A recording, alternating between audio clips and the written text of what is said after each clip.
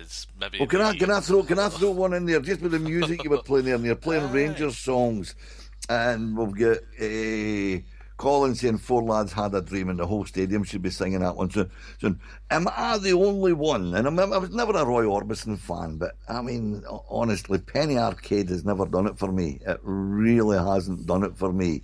And I mean, the thing is, they jump on us with simply the best. Oh, it's sectarian, listen to the sectarian words. Sticks and stones will break your bones, words don't hurt you. I mean, good God, so therefore the Billy Boys should get brought back. I mean, I know we're going to talk about the Billy Boys. I want to talk about the Billy Boys just now. That is our anthem, and that needs to come back, and that needs to come back right now. The board needs to stand up and say to every fan, look, we know what, there's one word there, and it's not an illegal word, but for some reason, due to nil by mouth, and McGobblegiver and Haggerty and all the rest of them, they've made this word toxic. They can use it, we can't. Yeah. They can cause daubs and huns and all the rest of it. And that's just crack. That's just a bit of crack. Don't get upset about that. No. So, okay, if that one word upsets them, right, we can be up to our knees in EBTs, we can be up to our knees in trophies, we can be up to our knees in whatever you want. Just change that one word. We'll still all know, in our heart of hearts, we'll know the word that we... the word? I think this is where the point comes down. You have got a very large... I will not commit to saying it's a minority or a majority, because to do that, it would be lying, because I do not know the numbers. But I think where the point is, people are saying you shouldn't sing that song at all. It's totally sectarian. It's unacceptable. There is then the divide and Rangers fans saying, we should sing it, bring it back. It's a song that shook the terraces. Should we change the word?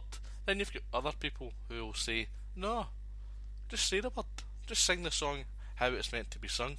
They would start taking points off you and things like that. They will twist the knife. Do you believe they would go that far? Yes, I do. Oh, God, I do. The yes, I think they would do anything. They would bloody put you back down to the 4th division again if they could.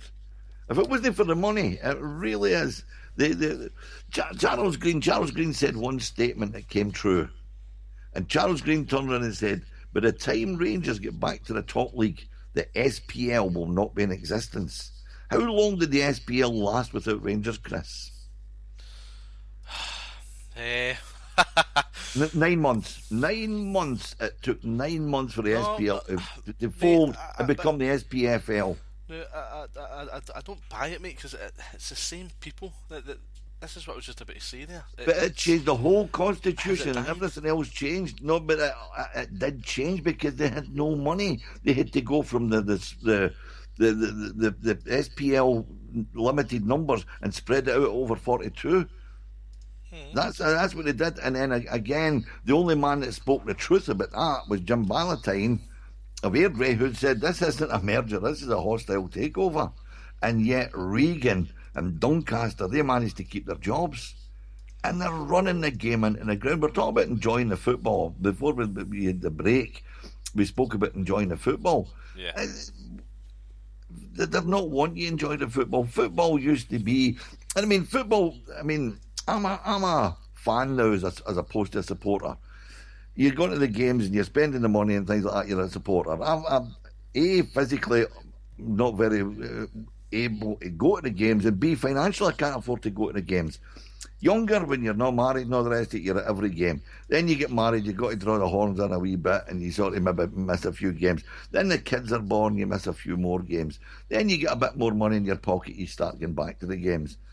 I moved away, I was living down in Manchester. Then you're threatened that your face is going to be put on a facial recognition camera and you stop going to the games. Yes, you'll get that. But it used to be, you met up with your mates in a pub at opening time, and you would drink till the bus was leaving, and you would have drink on the bus and all that. Right? Okay, I'm not saying alcohol's the panacea for anything, and I haven't touched alcohol now for nearly 30 years because me and alcohol we're not very good bedfellows.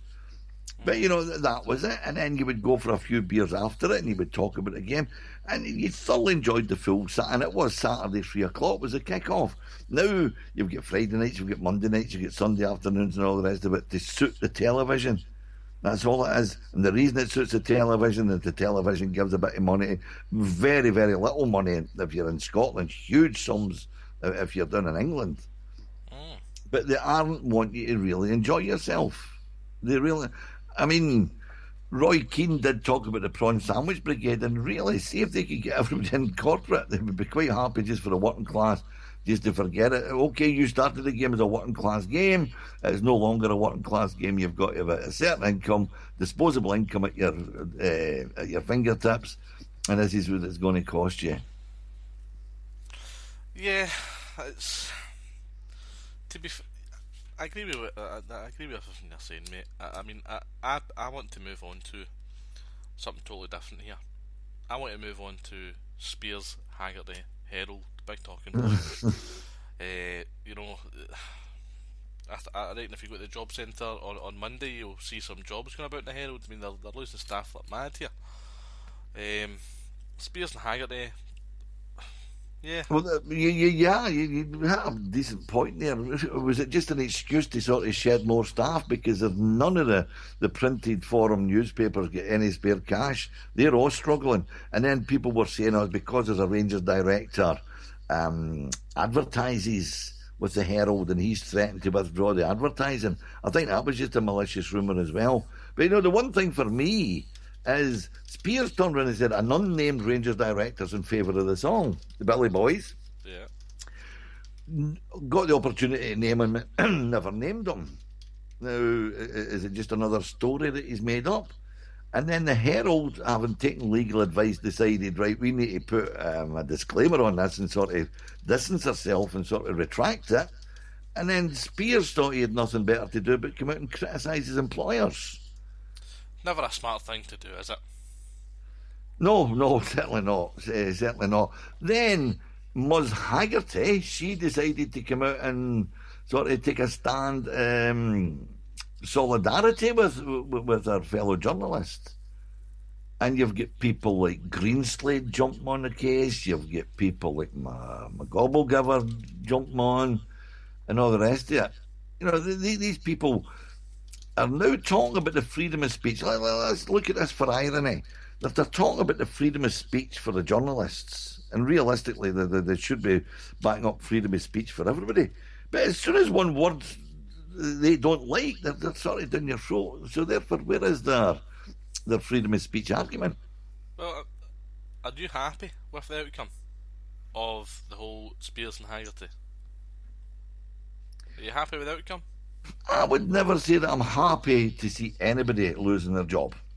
That would be the first thing I would say. But the way they carry on, yes, they're reaping what they sow. Dave Griffiths is saying he's trying to call you on Skype, but there's no reply. Yeah, we're just about to get David on. Oh, are you? Right. Now, yeah, just bear with me.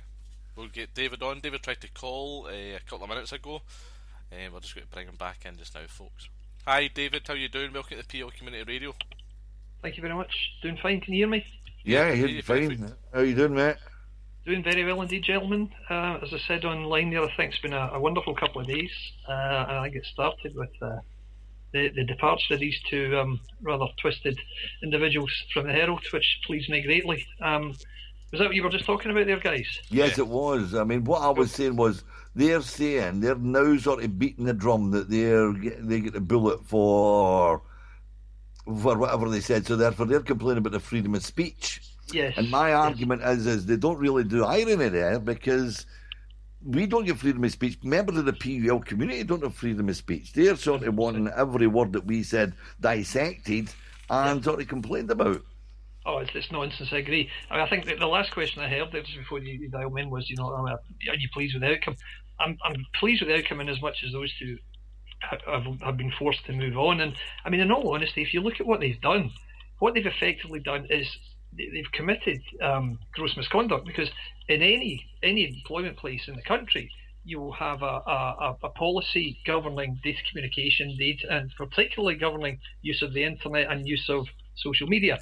And every single employee in this country who works for a half-decent organisation with a communications and internet policy is told you cannot make any derogatory remarks about your employer on social media. If you do, it's considered gross misconduct and you will be dismissed. And that's effectively what they've done. That's precisely what they've done. And you can mask that behind, bully boys and threats to withdraw revenue or whatever. But the fact is, you do not disrespect your employer in the public domain. You don't do it. Well, Dave, the Herald took legal advice, and they were told, Yep. You've got trouble with that article that's there. You've got trouble. You need to get it down, and you need to issue an apology, which they did. And Alistair Spears then turned round and said, "Oh, I'm not happy about that, and you're curtailing my journalistic integrity," and I'm paraphrasing here. And then Haggerty jumps on in the same, and you've had Greenslade jump on it as well. You've had mentally ill Phil. He's jumped into the... Now, speaking of mentally ill Phil, did anybody catch what happened with that gentleman with Spurs? No. Well, he wrote a blog saying that Nathan Adua, after coming back from Rangers, he was treated abysmally, substandard hotels, he kept moving his hotels with him to pay for his own food and all the rest of it. And Spurs got in touch with him and told him, "You get that down or we're taking you to court on that one." There is no truth in that whatsoever. But he was writing saying he wasn't at the press conference or whatever it was.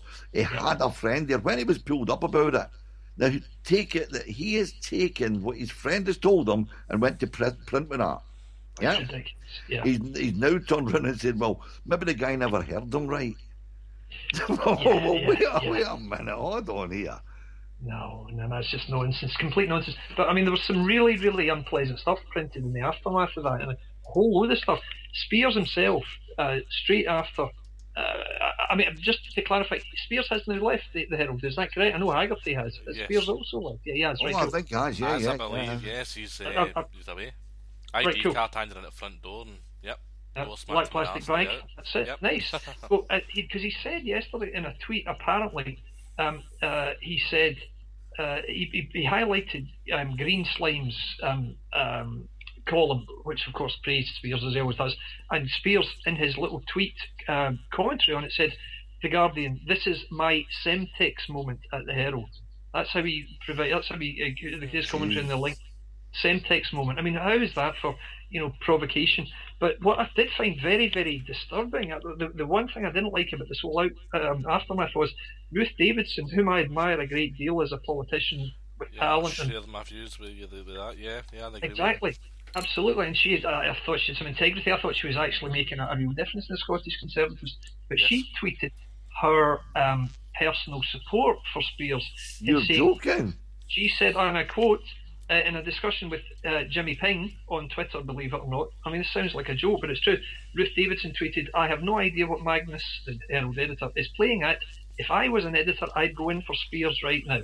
That's Ruth Davidson. And as I said, is this Ruth's first stab, trying to grab some of the votes of these people who have been outraged by all this? Certainly sounds like it. I mean, very disturbing indeed, gentlemen.